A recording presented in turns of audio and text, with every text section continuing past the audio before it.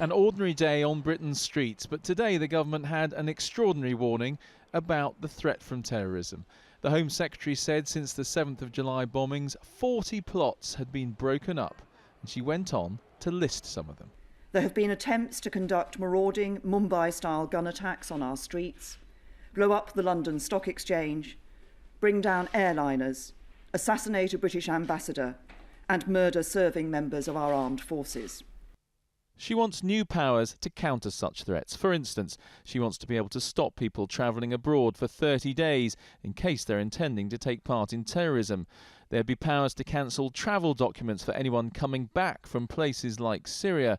And it will be illegal for companies to offer insurance against kidnap and ransom. To the invited audience of security experts, this seemed a grim warning. Is your message to the British people that they really have to accept that some sort of terrorist attack will happen sooner or later? The threat that we face is greater now than it has been at any time before or since the attacks in the United States on 9/11. This is the main reason for the growth of the terror threat, the war in Syria and Iraq, which is radicalising hundreds of young fighters who may return here. This post has been published today as part of a National Awareness Week with advice to run, hide and tell. The police, though, say they need the public to help keep the streets safe. If it's somewhere you regularly go to, whether it's shopping or working, you know that area. If you spot something that looks out of the ordinary, that doesn't look right, I think people can be cautious sometimes about calling the police. We want to encourage that. The government also wants to make it a legal responsibility for public bodies like schools and colleges to counter extremism.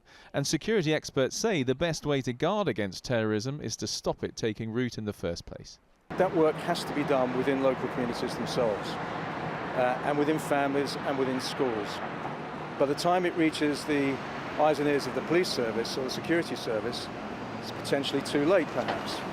The government insists it doesn't want to alarm anyone, but its message today is we do face a real terror threat and we may have to live with it for years.